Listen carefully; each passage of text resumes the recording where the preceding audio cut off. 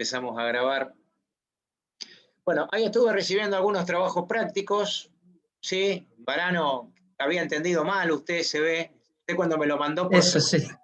cuando me lo mandó por primera vez, o sea que me lo mandó por el correo, yo lo había visto, Claro. pero después del resto no, lo único que se ve es ese vacío que yo le mostré. Por eso le decía que lo que veía era vacío.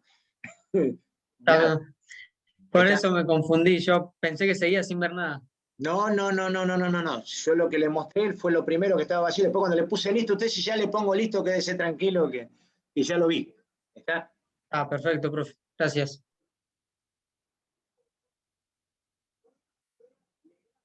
Bueno, ahí viene Felipe. Buenas tardes, Felipe. ¿Cómo le va? ¿Qué tal? Buenas tardes. Felipe, ¿recibió mi mensajito? Sí, perdón, ¿Qué contestó, profe. mijo? Contestó lo que le pareció. ¿Está? Acuérdese que el archivo, para que Sí, tiene que buscar, está al lado de mi nombre. ¿Sí? Cuando usted claro, entra, sí. claro, usted lo que hizo fue la actividad que yo dije que no había que hacer. Totalmente. ¿Está? Perfecto. Bien. Profe, perdón, respecto a eso, ¿puedo volver a enviar las respuestas o Bueno, no? para mandarme la respuesta, como no te va a dejar el formulario, me lo envías directamente al mail de arquitectura. ¿Está? Bárbaro. Listo. Gracias. No, por favor. Bien. Gente, vamos a hacer un pequeño repaso, como habíamos dicho la clase pasada. Voy a dar algunas correcciones, porque hay gente que puede ver las correcciones porque lo hizo con Google Docs, y hay otra gente que no lo hizo con Google Docs, por lo tanto no puede ver las correcciones. Entonces vamos a ver el tema de correcciones, en qué se equivocaron. ¿Está? Bueno, para empezar un poquito el repaso, nosotros lo que habíamos dicho es que la computadora, ¿sí?, como nosotros normalmente la conocemos, ¿sí?, fue esquematizada por von Neumann. ¿Sí? En esa pregunta todos la pegaron, ¿sí? O sea, no era una pregunta con grado de dificultad grande. ¿Está? Entonces, lo que decía esa pregunta es que ustedes tenían que describir, ¿sí?, tenían que describir cuáles eran, ¿sí?, cómo era este esquema de los 3 bloques, que era lo que funcionaba, ¿sí? Entonces, acá la cosa era muy sencilla, ¿sí? Nosotros teníamos 3 bloques principales, 3 bloques principales,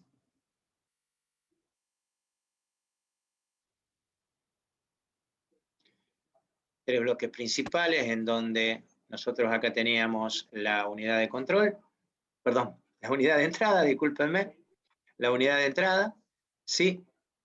Acá tenemos la CPU, que está compuesta por la unidad de control más la unidad aritmética lógica, ¿sí? A este era la CPU, o unidad central de proceso, o Central Process Unit, ¿sí?, como quieran llamarlo ustedes. Aquí abajo estaba la memoria, que interactuaba con la CPU, y a su vez la unidad de salida, en donde en lenguaje de máquina se comunicaba con la CPU, y el lenguaje de máquina se transformaba en un lenguaje que nosotros entendíamos en la unidad de salida, ¿sí?, y la interacción entre las. Este esquema hecho por von Neumann era el que nosotros vamos a conocer en todas las computadoras que nosotros vemos actualmente. No existía mucho más complicación. Después nosotros habíamos definido que una computadora tenía 4 características fundamentales. Habíamos dicho que era secuencial, porque realizaba un paso tras otro, porque trabajaba con programas, ¿sí? Habíamos dicho que un programa era una secuencia lógica de pasos para resolver un problema, ¿sí? Que era automática, porque lo hacía en forma automática, presionábamos un botón y lo resolvía.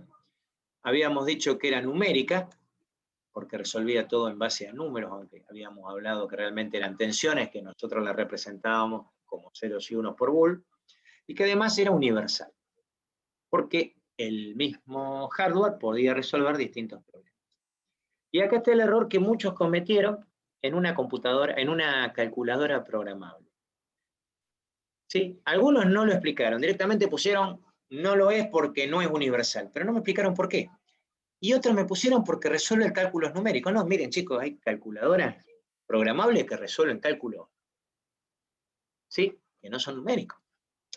El problema está en que realmente no es universal porque no puede resolver cualquier tipo de problema. Ahí está el tema.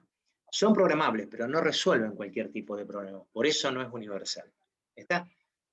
O sea, hay que ser un poquito más genérico, porque hay calculadoras de las programables más complejas. Yo, por ejemplo, tengo una viejísima, una TI 55 de Texas, se pueden imaginar, que era de las primeras programables y resolvían programas no numéricos. Otro me puso que no resolvía problemas lógicos. Sí, los resuelve. Tiene la forma de hacer salto. ¿Sí? Una forma de sí condicional. Entonces, ojo, eso es lógica. ¿Está bien? Si el valor es más que este o si el valor es menos que este, mostrame esto, mostrame aquello. Lo hace. Pasa que para programar se vuelven, ¿sí? Mono. Es así de sencillo. O sea, es muy complejo, pero programa. ¿Está? Lo que sí no es universal, por eso. Bien. Y después dijimos que me dijeran por qué, sí, que nosotros empezamos a hablar del bit y de las unidades y todo lo demás. Estoy haciendo un súper resumen de lo que vimos en la clase pasada, porque nosotros hablamos de que el bit son 1024 y el otro son 1000. Es muy sencillo, porque son potencias de 2. Algunos pusieron porque la base es 2, sí, pero me lo tienen que explicar, sí, porque es 2 a la n. Al ser 2 a la n, ser la base 2 y el otro base 10, es ahí donde está la diferencia, nada más. ¿Sí? Entonces, si estamos hablando de 2 en base n, ¿sí? Son 2, 4, 6, 8, 16, 32, 64, 128, 256, 512, 1024. Y el otro es el base 10, ¿sí? La cosa cambia. 10, 100, 1000, etcétera, etcétera, etcétera. Ustedes tienen que poner el ejemplo. Hay diferencia de bases. Si me hubieran puesto porque hay diferencia de bases, no tienen que poner ejemplo, porque uno es base 10 y el otro base 2, punto. Y no damos muchas más vueltas. Ahí está la diferencia, porque uno es 1000 y otro es 1024. Con ustedes se me había escapado porque yo había dado las potencias de 2, entonces ahí estaba la respuesta. ¿Está? Entonces, básicamente esas son las equivocaciones que hubo y el repaso que nosotros hicimos de la última unidad. ¿Qué nos faltó dar? Hubo dos cosas que me faltó dar. Una es las generaciones de computadoras. ¿Sí? Que bueno, se estuvieron hablando que las primeras eran más grandes, las otras más chicas, pero nosotros no dimos la diferencia real de una generación entre generación de computadores. ¿Sí? Entonces, están viendo el Google, ¿no? Sí. Perfecto. Bueno, con lo de generación de computadoras, hay algunos que hablan de 5, otros hablan de 4. A ver, a nosotros lo que nos interesa es bien sencillo. La primera generación eran unas computadoras muy grandotas. Ustedes las vieron cuando mostramos el otro día lo que era el ENIAC, que la gente caminaba por adentro. El tema está que las primeras computadoras eran valvulares, o sea, tenían válvulas electrónicas, por eso era el tamaño. Las válvulas electrónicas son como si fueran lámparas, que emiten una luz media apagada, pero permiten trabajar con dos tipos de tensiones. ¿Está? Los televisores antiguos eran de esta manera, las radios antiguas eran de esta manera y por eso eran tan grandes, pesadas y emitían tanto calor. ¿Sí?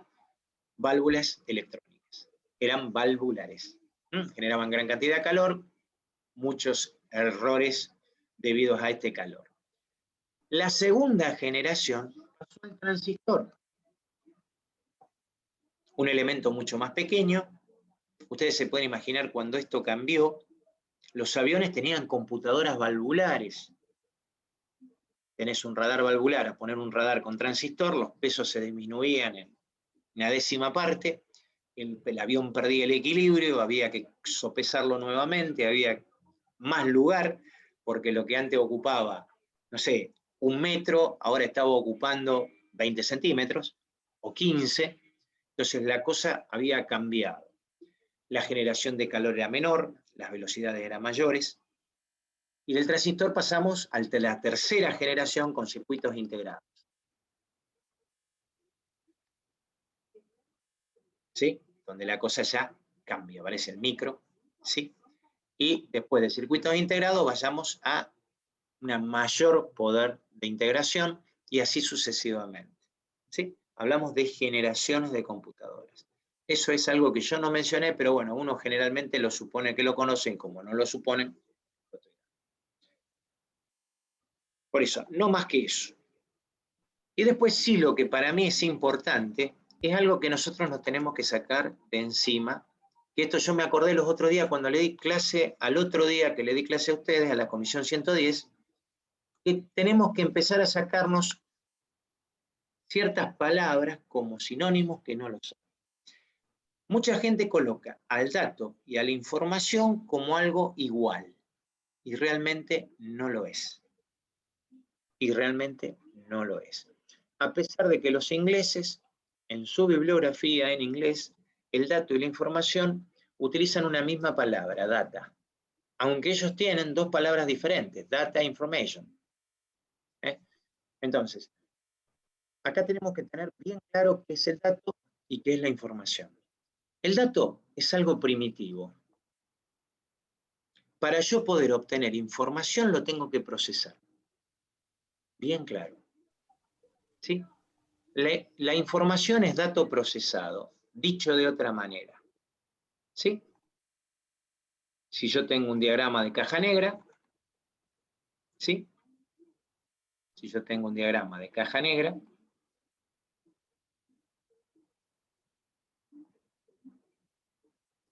entonces yo por un lado meto datos y por el otro proceso y obtengo info. ¿Está bien? O sea, son dos cosas completamente diferentes. En la vida real, dato naranja, proceso exprimir, info jugo. Pero ojo, yo puedo a un mismo dato sacarle información diferente, de acuerdo al proceso que haga. Por ejemplo, piensen ustedes en una manzana, dato manzana, proceso pisar, información puré de manzana. Dato manzana, proceso exprimido, jugo de manzana. ¿Sí? Exprimido o procesado de otra manera. Entonces, fíjense que la información va a depender del proceso que yo hago. ¿Está? Por ejemplo, si a ustedes yo les digo 7 grados de temperatura, a ustedes les estoy dando un dato. En cambio, si yo digo calor o frío, yo a ustedes no les estoy dando un dato, les estoy dando información, porque el calor o el frío, el calor o la ausencia de calor, verdaderamente que eso es en física, no existe el frío, sí, es ausencia de calor, no sé si lo sabían, eso es una sensación. Hambre es una sensación, yo puedo tener hambre, puede ser cierta o no. Yo puedo haber comido y puedo tener hambre. Mi cabeza me está diciendo que tiene hambre y realmente no tengo hambre. Es una sensación. ¿Está? Flaco, gordo, alto, son calidades, son sensaciones, son modos de ver, son puntos de vista. El dato de un partido es 4-1. La información de ese partido lo pasaron por encima. ¿Sí? Ustedes vean las noticias en los diarios. Hay veces que no son noticias. Una noticia es un dato. Generalmente las noticias son información, porque les dan un parecer. Y si les da un parecer, sonaron. No sirve. ¿Está? Entonces, esa información tiene que ser sacada de un dato en base a un proceso. Muchas veces nuestros noticieros no son noticieros, sino que son informativos, porque lo único que escuchamos son opiniones. Abríguese. ¿Y por qué me voy a abrigar? Abríguese usted, porque usted a lo mejor tiene frío. Ustedes muchas veces salen con mucho frío, salen muy abrigados y ustedes ven que hay una persona que está en manga corta y lo ven caminar perfectamente sin tener frío. Ese tipo no siente frío. Hay gente que sufre el calor, hay gente que sufre el frío. Entonces esas son sensaciones. Eso sería información. ¿Está comprendida la diferencia entre dato e información? Sí, profe. Un número es un dato. Por ejemplo, 6 es un dato. Si yo te digo nota 6, es un dato. Ahora si te digo, aprobó, eso no es un dato, es una información, porque yo tuve que procesar a esa nota 6 para decir que estaba aprobado. ¿Está bien? La tuve que comparar con algo. ¿Bien? Yo como para que ustedes vayan tomando conciencia de lo que es dato y de lo que es información.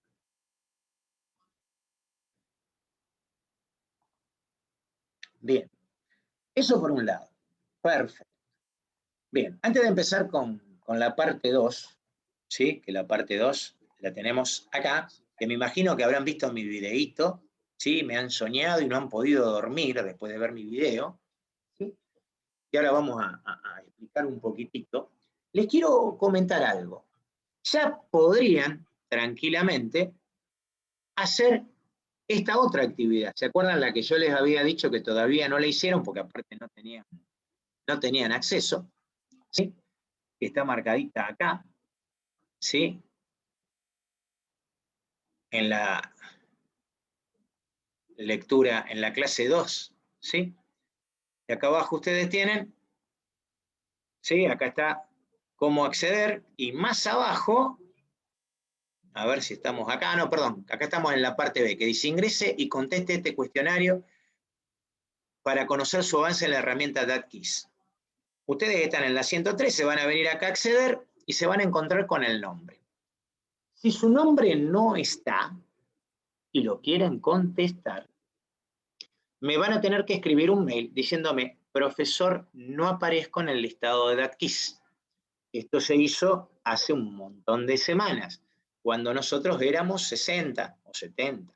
¿Está? Ahora que somos muchos más, muy factiblemente falte. Cuando ustedes se busquen, por ejemplo, lo vamos a buscar Felipe, y quieran entrar, les va a pedir una contraseña. ¿Está? Esa contraseña solamente se las voy a dar para sus ojos, ¿sí? Y no se vayan a reír, porque yo soy de poner contraseñas extrañas. ¿Está? O sea, normalmente mis contraseñas son extrañas. Esta no tiene muchas cosas raras, pero se las voy a pasar por chat para que ustedes puedan entrar. ¿Sí? Es la misma contraseña para todos. Se pueden imaginar que no le voy a andar poniendo una contraseña a cada uno. Bien, ahí la están viendo. Vamos a ir al chat y les pongo la contraseña para todos. Sí, es marmota, con la R y con la T en mayúscula. ¿Sí? No sé si saben lo que es una marmota. ¿Sí? Un animal que duerme mucho. ¿Está? Es una marmota. ¿Está? Muchas veces, no sea marmota, significa dejar de dormir, no sea pesado. ¿Sí? Bien, entonces marmota. Entonces, para poder entrar a ese cuestionario, ¿sí? Van a poner su nombre, van a poner la clave y van a entrar, van a tener la opción de hacer el cuestionario. Una vez que hacen el cuestionario, no tiene forma de ir para atrás, sí tiene forma de ir para adelante, hay una sola opción que es correcta, les va a dar una nota. Esa nota no es vinculante, ¿está? No significa que si yo no lo pruebo no sirve. Sirve para ver qué conocimientos tienen ustedes, como les decía la vez pasada, y además para que se vayan habituando al parcial que va a haber. ¿Está? Entonces, esa es la única función que tiene. ¿Estamos de acuerdo? Sí. Bien. Sí, profe. Perfecto. Así vamos a hacer varios cuestionarios, ¿ok? Así vamos a hacer varios cuestionarios. Bueno, vamos a mirar un poquito este tema de la lectura número 2. Bueno, lo primero que nos dice estructura física y lógica de las memorias. Si yo quiero pensar en la memoria de una computadora, vamos a pensar como dice ahí, no sé si alguna vez fueron a un hotel, vieron que en los hoteles generalmente, detrás de la persona que los recibe en la recepción, hay un casillero por cada una de las habitaciones que tiene, donde generalmente colocan la llave y las cartas que se reciben para esa habitación, o los documentos que tienen que entregar para esa habitación. ¿Los han visto? Me parece que no van a muchos hoteles ustedes. ¿Está? Bueno, piensen ustedes en una gaveta, ¿sí? En una estantería, en donde hay casillas. todas abiertas. ¿Sí? Piensen ustedes en una planilla de Excel, si les gusta más, en una planilla de cálculo, una hoja de cálculo, en donde existen compartimientos estancos. Cada compartimiento estanco, ¿sí?, es una ubicación donde yo puedo guardar algo. Y se divide en filas y columnas. Acuérdense que las filas son las horizontales y las columnas son las verticales.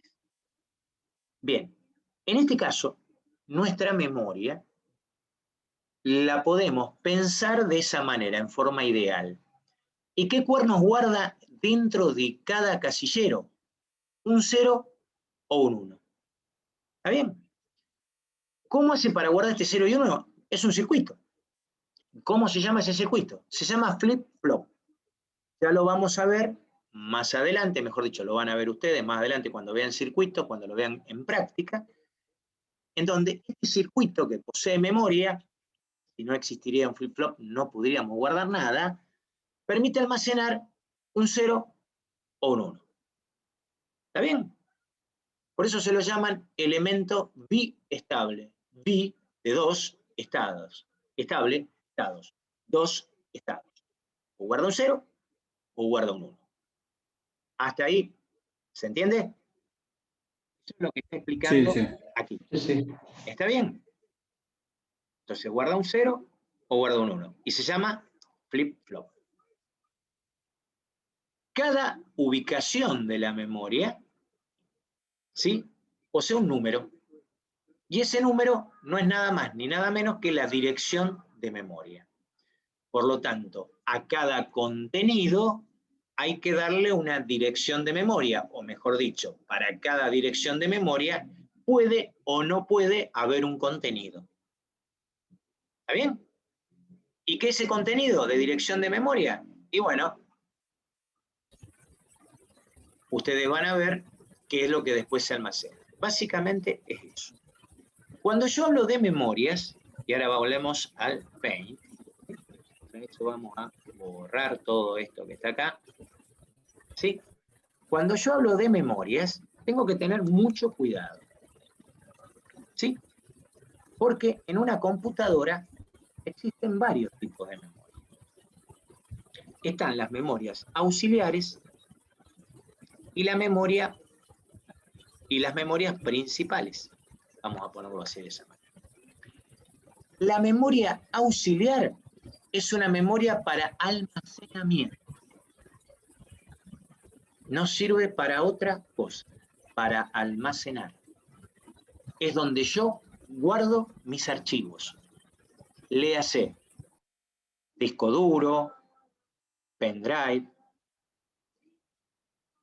disco de estado sólido, CD, cinta, cualquier elemento que me permita almacenar un archivo, un conjunto de archivos, ¿sí?, un programa, que al fin y al cabo es un archivo cuando yo lo corro, ¿sí?, se llama memoria auxiliar.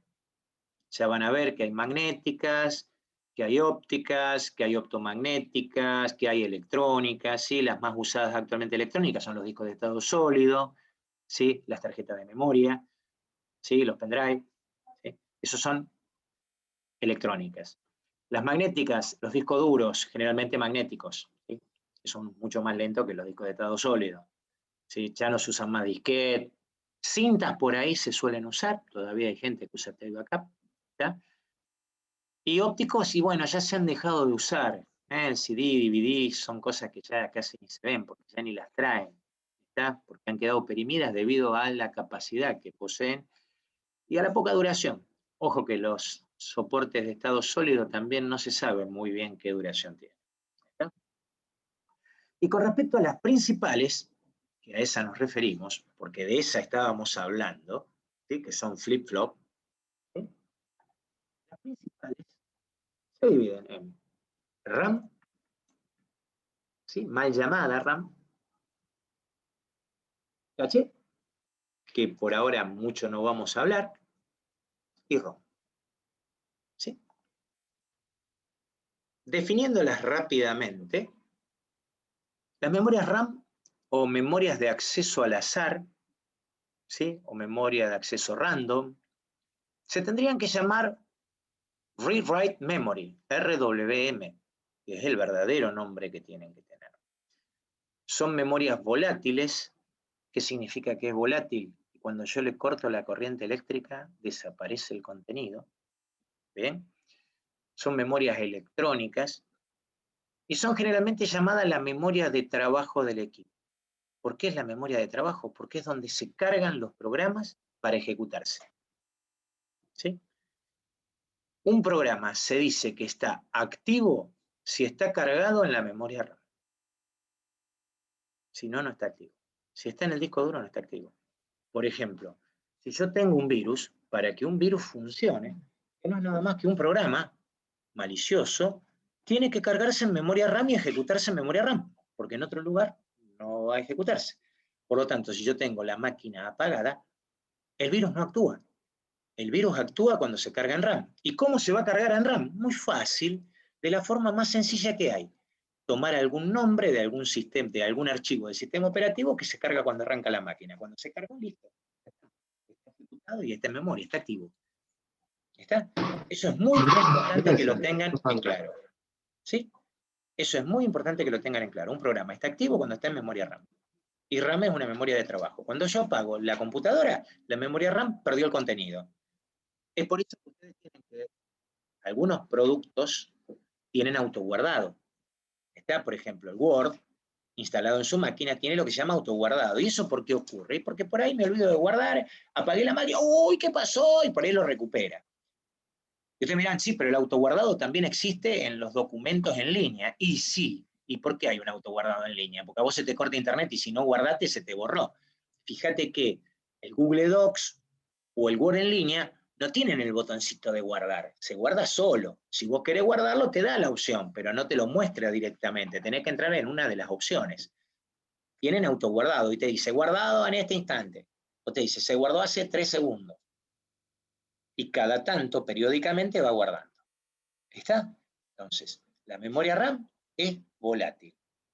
Es la memoria del equipo. Cuando vos comprás una computadora, la comprás por esa memoria. Yo tengo una máquina de 8 GB de RAM. Ah, o yo tengo una máquina de 16 GB de RAM. La RAM te va a dar también velocidad. Ya eso también lo vamos a ver por qué. Dos máquinas de igual CPU, distinta RAM, va a ser más rápida la que tenga más RAM. Ya lo vamos a ver por qué. ¿Está? Entonces, la RAM también me va a dar el precio de la máquina, porque la RAM es cara. La RAM no es barata. ¿Está? La RAM está formada por chips. Ya dijimos que es electrónica. Desgraciadamente, no es más como era antes, que las chips de memoria venían ya clavados en la placa madre. Los chips son intercambiables, pero el problema es que yo no consigo chip si pasa más de un cierto tiempo. Vos pasaste 4 años, 5 años que compraste la máquina y querés agregarle memoria porque podés, y vas a encontrar que no están los chips. Y entonces, ¿qué va a tener que hacer? Y vamos a tener que cambiar la placa madre, porque hay otro chip de memoria nuevo. Y vas a tener que cambiar el micro, porque no podés meter el mismo micro en esa placa madre nueva que compraste. Entonces ahí se te empieza a armar el lío del dinero que tenés que gastar. Por eso cuando uno se compra una máquina, tiene que pensar a futuro y decir, bueno, esta máquina yo la voy a poder tener 25 años. ¿Cuánta memoria RAM le pongo? ¿Sí? ¿Sí? No es más como antes que uno se podía comprar una máquina cada tanto. Ahora las máquinas están muy caras. Ustedes piensen, una notebook de las buenas, y no se consiguen en Argentina, están arriba de los 350.000 pesos. ¿Está? Por ahí se la consiguen pirateada, acá en Argentina están entre 350 y 400.000 pesos. ¿De qué estamos hablando? i7, 16 GB de RAM, un disco de estado sólido de 256 y un disco de 1 tera. Ya no estamos hablando tampoco de nada loco. ¿Sí? Estamos hablando de una máquina. ¿Ya? Estamos hablando de una máquina. Una máquina con la cual usted puede decir, bueno, tiro 5 años y tirás 5 años en serio. ¿Sí? Pero después pensá que siempre va a haber algún programa que te lo va a poner lento. Siempre va a haber un IDE de desarrollo, siempre va a haber algún programa gráfico que te la va a reventar. ¿Está? Y eso no hablamos si vos jugás. Si vos jugás, bueno, ya sabés cómo viene la cosa. ¿Está? Bien. Eso por ahí. ¿Qué es la memoria caché? Bueno, la memoria caché es una memoria intermedia. Está entre el RAM y el micro. Antiguamente venía fuera del micro. Ahora hay dos memorias. Una fuera del micro, fuera del núcleo del micro, y otra dentro del núcleo del micro. Eso ya lo vamos a ver. Es del tipo RAM pero mucho más rápida. O sea, eso lo vamos a ver, es solamente mencionarlo. ¿Está? Con respecto a la memoria ROM cambió más veces de nombre como nosotros de ropa interior. ¿Sí? La ROM comenzó siendo ROM, Read Only Memory, memoria de solo lectura. ¿Para qué servía? Para cargar uno de los guares de la computadora. Ustedes saben que hay distintos guares. ¿Cuáles son los guares de la máquina? ¿Cuáles son los guares que tiene una computadora? ¿Cuáles son los guares que hay? Y fíjense, guares, ¿cuáles serían los guares que hay? ¿Qué le está faltando adelante? Bueno, ustedes conocen el hardware y conocen el software. Muy bien, perfecto. ¿El hardware qué es? No me vayan a decir la parte táctil porque lo saco en la patada. ¿Qué es hardware? La parte física de los componentes, la placa Muy madre, bien, el caballero, procesador. la parte física de la computadora. Memoria Exactamente. RAM y toda esa cosa. Exactamente. ¿Sí? Pues ya me dicen tan táctil o tangible, lo saco a las patadas. Porque ya ahora les explico por qué no. Y el software generalmente ustedes creen que son los programas. ¿Está bien? Y ustedes ahí ya se pusieron con los pelos de punta. Voy a decir, ¿cómo generalmente? Claro. El software es la parte lógica. Y está compuesta por, y acá viene el tema, el software, por los programas, ¿sí? Por los programas, más los manuales, las licencias y todo aquello que permita conocer cómo funciona el equipo. Dicho de otra manera, si yo tengo una carpetita con hojas que explica cómo es el funcionamiento de un software, o la carpetita de arquitectura de los ordenadores a donde yo explico el funcionamiento de un equipo, ustedes tienen software. Entonces ahí está por qué no se puede decir que el hardware es tangible. Porque si fuera tangible, y yo me pongo a pensar en el libro, en un manual, en algo impreso, yo lo puedo tocar. Y si lo puedo tocar es tangible. Entonces la definición de tangible hardware, intangible software, es incorrectísima. ¿Está bien? Eso era al principio, cuando ustedes estaban en primaria o en en cuarto grado, en quinto grado, como para hacerte diferenciar, che, mira, esto es así, así, pero estamos incurriendo en un error. Hará una primera aproximación cuando vos sos chico, bárbaro, pero cuando ya somos profesionales de la cosa no va. Entonces yo se lo aclaro porque nos queda esa muletilla, la arrastramos en el secundario y la traemos a la facultad. ¿Sí? ¿Y eso por qué pasa? Porque en la secundaria se sacó la computación y lo que dan computación dan cualquier cosa. Como computación no está más en la currícula, computación por ahí la da cualquiera. El primer pavote que andaba caminando, che, vos sabés computación, vení, métete. Y dan cualquiera. ¿Está bien? A lo mejor tenés tipo que le dan, pero en vez de dar hardware y software, no, le hacen dar programa. Porque no, ¿cómo le va a dar al nene hardware y software? ¿Cómo le va a dar esto? ¿Cómo le va a dar lo otro? ¿Sí? Entonces agarran y te dan programa.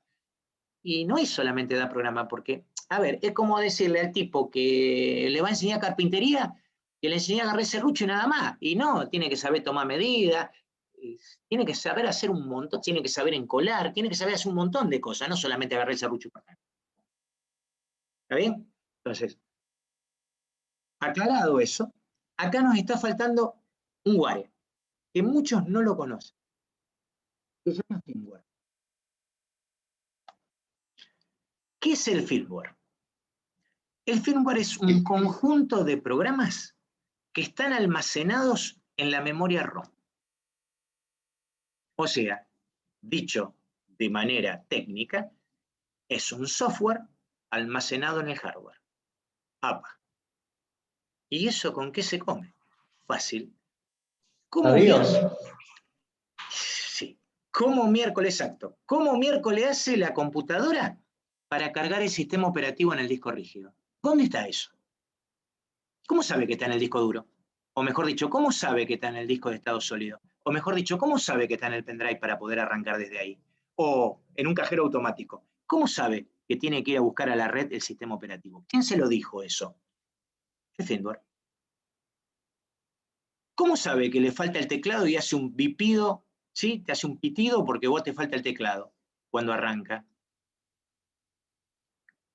Cuando está conectada a la impresora y la tenés prendida y vos prendés la máquina, no hace un movimiento la impresora, ¿cómo sabe eso? Está detectando qué es lo que está conectado, básicamente. Y tiene códigos de error, esos códigos de error son pitidos. Me sacaron la memoria RAM, pega 2 pitidos, pero eso va a depender de la placa madre que vos tengas y de la BIOS que vos tengas. ¿Está? Lo que pasa es que nosotros a la ROM la conocemos generalmente como BIOS o ROM BIOS. BIOS viene de del conjunto de palabras inglesas Basic Input Output System, o sea, sistema básico de entrada y salida. Ahí adentro van a encontrar rutinas que me permiten verificar el hardware que tengo, la secuencia de arranque, el botón imprime pantalla, por ejemplo. Ustedes tienen un botón que se llama imprime pantalla, ¿lo han usado alguna vez? Print screen. Sí. ¿Y eso dónde está? Y bueno, está dentro de la rutina de la BIOS. El mantenimiento de hora y fecha, está bien que para eso la BIOS necesita de una batería que está en la placa madre, porque si no, no mantendría ni la hora ni la fecha, como eran las primeras máquinas que salieron, ¿sí? Empezaban siempre con el año 1980, que era la fecha de fabricación. Entonces, cada vez que entraba tenías que ponerla en hora y tenías que ponerla en fecha. Ya eso le hablo de la época que yo empecé con mis primeras computadoras, hace mucho tiempo y allá lejos y hace tiempo, en el 90, ¿sí? 89, 90. ¿Está? Entonces, rutinas que hacen que me verifiquen la tensión que tiene que tener cada componente, rutinas que hacen que verifiquen qué temperatura tienen que tener ciertos componentes y que cuando alcanzan cierta temperatura te pegue el palazo en la computadora y te diga no funciona más. El setup, lo que se llama el setup de la computadora. ¿Está? Bien. Esas rutinas se llaman firmware y están en esta ROM BIOS. ¿Cómo empezó la ROM? Bueno, la ROM empezó soldada a la placa madre, como está ahora, con la diferencia que no era programable. ¿Qué pasaba? El hardware no cambiaba como cambia ahora cada 5 minutos. Los discos rígidos que había eran siempre los mismos, los teclados que había eran siempre los mismos. Entonces no necesitaban que cambiara ese setup. Por lo tanto, el setup era el mismo. Pero cuando empezaron los cambios, muy rápidos, se dieron cuenta que la ROM se tenía que cambiar, pero no se podía cambiar la placa madre porque estaba soldada y el costo era muy alto. Entonces decidieron algunos métodos de modificación de la ROM. Y ahí empezaron a aparecer distintas siglas que dicen que esta ROM era programable. Las primeras fueron programables a través de infrarrojos. ¿Sí? Otras programables por medio de pulsos eléctricos. Y las últimas son programables por software, que son las que conocemos ahora. ¿Sí? Las famosas BIOS actuales. Hay que tener mucho ojo, yo no puedo, ¿sí?, actualizar una BIOS porque a mí se me antoja. Normalmente las BIOS se actualizan bajo supervisión, o bien si tienen ustedes una notebook o una computadora de marca. Si no, no se las van a actualizar y yo les diría ni las toquen, porque es más o menos como chipear un celular. Si vos actualizás la BIOS y no estás conectado a la corriente eléctrica, o se te corta la corriente en el momento que estás actualizando la BIOS, chau hermano, perdiste la computadora. Chau hermano, perdiste la notebook. Te pasa lo mismo que chipear una BIOS. ¿Sí? Perdón, chipear un celular. El celular tiene firmware. Cualquier dispositivo electrónico tiene firmware. ¿Sí? Y el firmware es eso básico. En el firmware del celular están los códigos famosos por los cuales vos podés truchar el celular. Entonces, una vez que lo truchaste, haces cualquier cosa. Si vos tenés una tablet y le querés cambiar el sistema operativo porque el sistema operativo, el Android que vos tenés, ya no te sirve para nada porque no te actualiza ni la mamá que te trajo, ¿sí? Lo que tenés que hacer es chipear el firmware para que te acepte otro sistema operativo y rogarle a Dios que ande. ¿Sí? Porque te dice, mira, este es compatible, este no es compatible, y después cuando lo pusiste no es compatible y chao, se te fue la tablet al demonio. ¿Sí? Entonces, una de esas cosas es uno que se tiene que arriesgar. Yo, por ejemplo, con la Hewlett Packard esta que tengo acá, con la que estoy dando clases, se me actualizó el firmware hace unos días. ¿Sí? Entonces lo que hice fue, como de costumbre, ¿usted va a actualizar el firmware? Sí. Dice, conéctela a la corriente eléctrica. Yo la conecté a la corriente eléctrica. Prendió, apagó, prendió, apagó, prendió, apagó, hasta que me dijo, ¡ay, listo, ya está, firmware actualizado! ¿Y por qué actualicé el firmware? Y porque daba algunas ventajas, menor consumo de energía eléctrica, mayor alcance de las 2 placas Wi-Fi que tiene. Entonces me convenía hacer la actualización. El tema está que hay que ver si vos tenés una placa madre genérica, si conseguís qué modelo de BIOS tenés, te metés en el modelo de placa madre esa y podés actualizar la BIOS. Pero volvemos a lo mismo. Si no te lo dice, y quédate tranquilo, no la actualices porque podés llegar a meter la pata y hacer un desastre. ¿Dudas, preguntas, consultas hasta ahí? No, ninguna, profe. Bien, ¿se entiende? Yo tengo una duda, profesor. No, profe. Sí, profe. Una duda. Un driver es un firmware, ¿verdad? No, un Los driver drivers es de un los... software. Yo, Ah, por es un ejemplo, software. claro, a ver, si yo quiero poner un mouse, ¿sí? O un lápiz óptico, el sistema operativo, suponiendo que tenés Windows, te lo detecta y puede hacer 2 cosas. Si encuentra uno genérico que ya está instalado, se carga. Y ahí recién lo reconoce. ¿Viste? Cuando empieza a dar vueltita buscando, que te dice instalando, ¿qué cuerno está instalando? Está instalando un driver. ¿Está? Un driver, que es un software. Y hay veces que cuando es un elemento muy específico o muy nuevo, te va a pedir que le metas la información. Normalmente, si vos estás conectado a Internet, se conecta a Internet y te lo descarga. Y muchas veces tenés que meterte en la página del dispositivo, bajar el software e instalarlo. Eso es un driver. Perfecto, profesor. Muchas gracias. No, por favor. Bien. Bueno. Después, hasta ahí, ¿vamos bien? Vamos bien. Buenísimo. Bien. Sí, profe. Bueno. Sí, vamos bien. Después dice, bueno, microprocesador, dice unidad de control. ¿Está bien? Bien. El microprocesador, sí, o microprocesador, o micro, o MUP, o procesador, ¿sí? Es el motor de la computadora. ¿Está bien? Es el cerebro. Es el que realiza todos los procesos. Es esa porquería chiquita que te sale tanto. ¿Está bien? Bien. Ese microprocesador, internamente, tiene distintos componentes. Por un lado tiene algo que se llama unidad de control, que vendría a ser como el jefe del microprocesador, es la que controla que se realicen todas las cosas. ¿Está bien? Entonces dice, la unidad de control tiene por finalidad administrar y controlar a todos los componentes de la computadora. ¿Está bien? Realmente no controla todo. Porque, por ejemplo, la placa madre tiene su propio procesador. Antiguamente no era así. El micro controlaba la placa madre. ¿Por qué? Porque ya venía soldado, no se podía cambiar. Pero ahora, ante las velocidades que tenemos de computadora y la necesidad de nuevos dispositivos de entrada y salida, la placa madre tiene que empezar a tomar el control de algunas cosas. ¿Está? Y tiene su propio procesador. Ya lo vamos a ver cuando veamos placa madre. ¿Ok? Esta unidad de control, ¿sí?, posee también como ayuda una unidad aritmética lógica, que lo que hace es realizar operaciones matemáticas y lógicas. Ya vamos a ver que este microprocesador posee aparte una unidad más que se llama coprocesador matemático, pero ya lo vamos a ver más adelante y no lo quiero mencionar ahora para no embarullarte otra cosa. Bien. Dice que en el interior del circuito del microprocesador se encuentran 3 elementos esenciales: el contador de programas, el registro de instrucción y el decodificador. Esto está muy interesante. La computadora no tiene ojos y dijimos que es secuencial. ¿Está bien?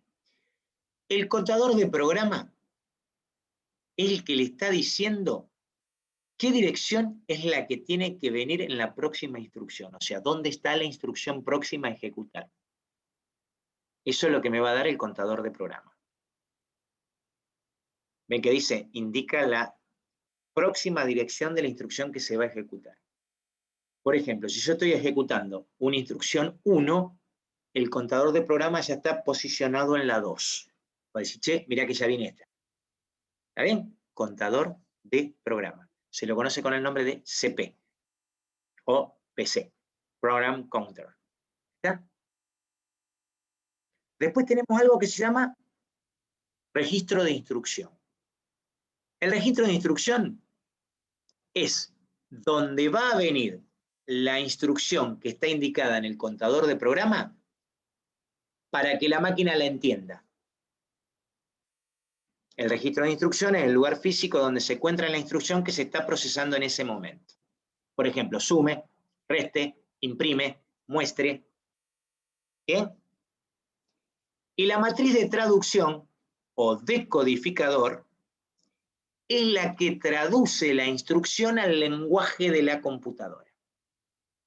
¿Está bien?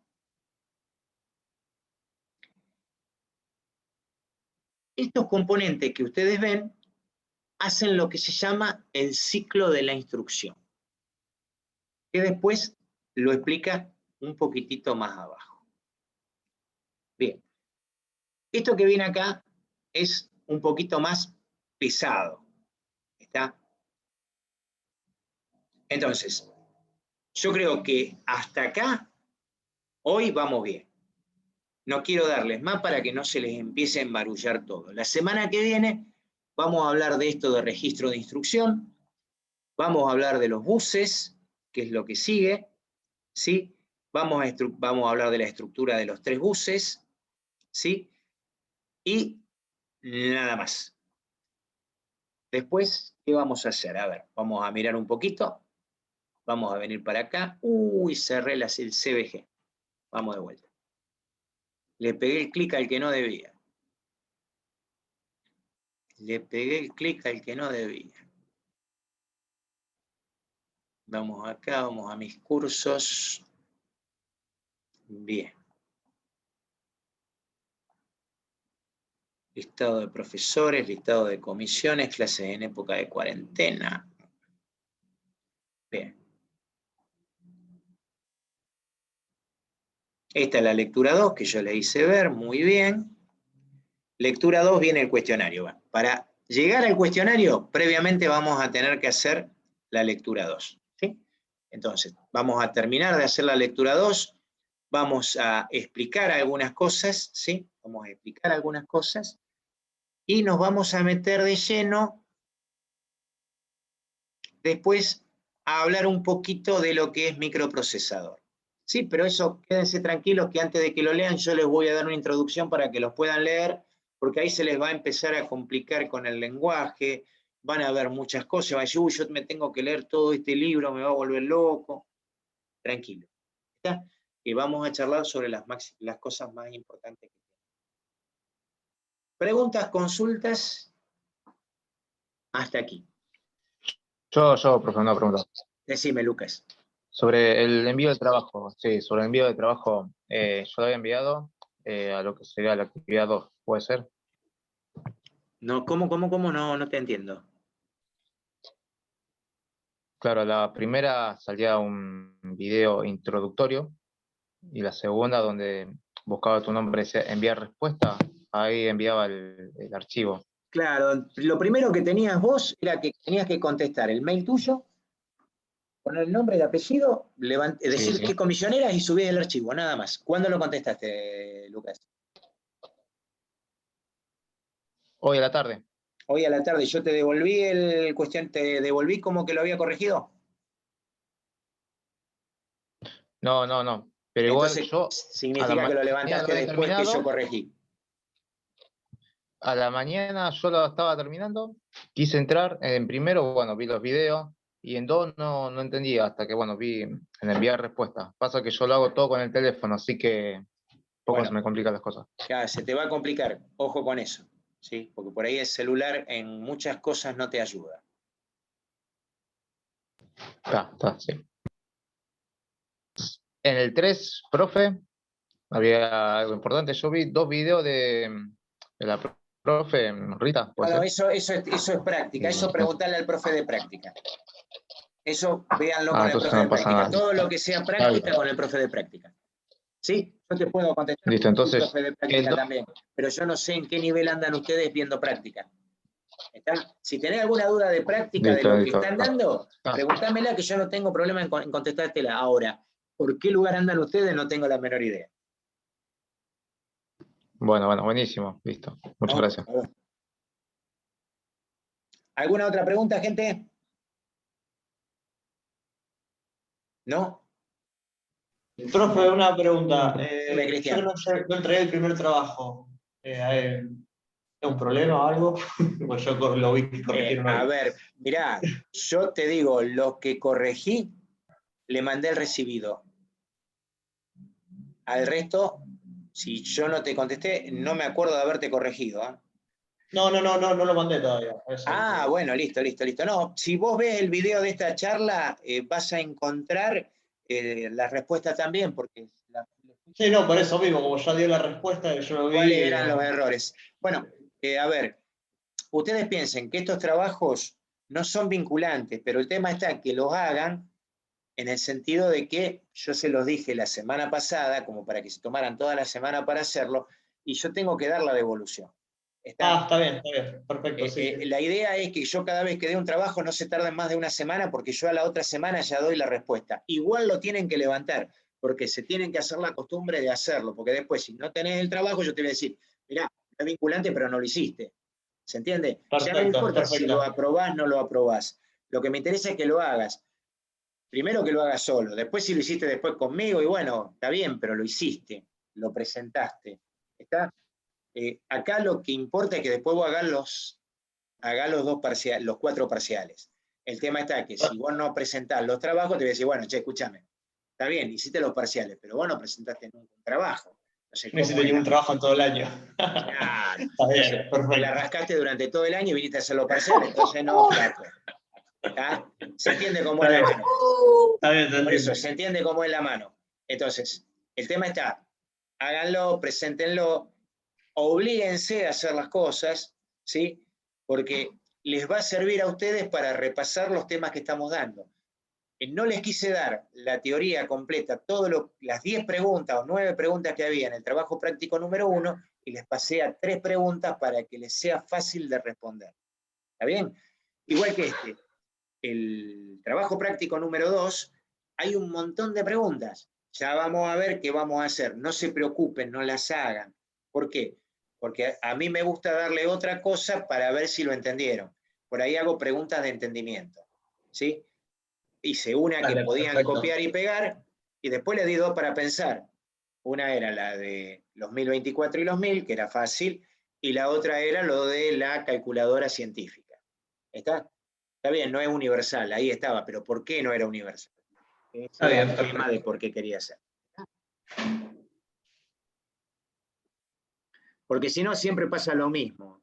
A ver, si yo dejo siempre los mismos prácticos y se terminan copiando unos a otros. Lo hacíamos nosotros en la época que nosotros éramos alumnos. A ver, muchachos, yo también estuve sentado donde están sentados ustedes. Entonces llega un momento en que usted dice, ¿con quién va? ¿Con Bresano? Bresano te toma siempre el mismo práctico. Y entonces, copiamos. Me pasaba a mí. ¿Está?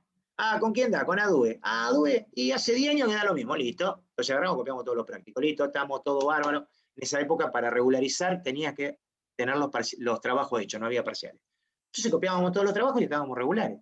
Después no sabía nada. ¿Está? Entonces, acá lo que tratamos de hacer es, los obligamos a hacer los parciales porque de esa manera pueden promover o regularizar, y por el otro lado le hacemos hacer trabajo práctico para que vayan estudiando. ¿Por qué? Porque no están habituados a estudiar, no están habituados a tener que leer, se van a llegar a mitad de año y van a tener 500 hojas que leer y ustedes no van a saber cómo leerlas. Porque tienen 500 hojas mías, 500 hojas de la otra materia, 500 hojas de la otra materia, las prácticas, las teorías. Y ahí, sí, les agarra un surmenage y no quieren estudiar más nada. ¿Está? Entonces, lo estoy obligando a que toda la semana le peguen una leída. Aquel que lo hace, que no es tanto lo que tienen que hacer, porque a lo mejor en una hora y media lo pueden leer, Cuando llegan al parcial y escucharon mis clases, lo pueden hacer sin estudiar. Ahora, si vos no le diste bola durante todas las clases que hicimos y no miraste nunca nada y después de golpe te tenés que ver 400 videos y te querés matar. ¿Estamos de acuerdo? Eso es lo que yo estoy tratando de hacer. Por eso es que los trato de hacer participar en la clase, aunque muchos no quieren. Está perfecto, profe. Gente, entonces nos estamos viendo la semana que viene, si Dios quiere. Una cosita. Acuérdense que hay días que no hay clases, sobre todo los días que hay exámenes. Por ejemplo, la semana pasada fue el viernes. Les aviso porque hay materias que no le van a dar clase. Esta semana es el día jueves. La semana que viene el miércoles. Esta semana es jueves. Sí, es jueves. La semana que viene es el miércoles, después el martes y después el lunes. Si ustedes tienen alguna clase de arquitectura el lunes 26, que creo que no, ustedes el lunes 26 no tienen clase de arquitectura, ¿no? No. No, profe. No. Listo. Ojo que el lunes 26 hay mesa de examen, entonces guarda que puede haber materias que no den clase. Yo como para que ustedes estén atentos a eso, para preguntar, sobre todo a los que tienen los días lunes. Profesor, ¿usted va a dar clase? Fácil. ¿Por qué? Y porque hay mesa de examen. Nosotros queremos saber, como estamos en primer año, ¿estamos de acuerdo? Yo eso se los aviso para que la tengan claro. O sea que el miércoles que viene no hay con ustedes. El miércoles que viene, ya te digo, espera que me fijo para no meter la pata, ¿qué miércoles es?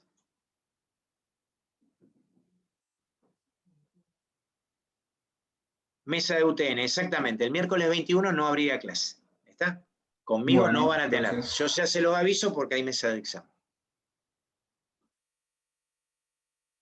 Pero pregunten, hay materias que sí, hay materias que no. Esta no. Sí, normalmente los días que tenemos mesa de exámenes nosotros no trabajamos. ¿Ok? Dale, perfecto. Listo, gente. Nos estamos viendo la semana que viene. Hoy es... Dale, 13. profe. No, la semana que viene no. La otra semana nos estamos viendo. ¿Ok? Dale. Dale, Chao, buenas profe. noches. Chao, nos vemos. Buenas Hasta luego. Chao, noches. chao. Chao. Nos vemos.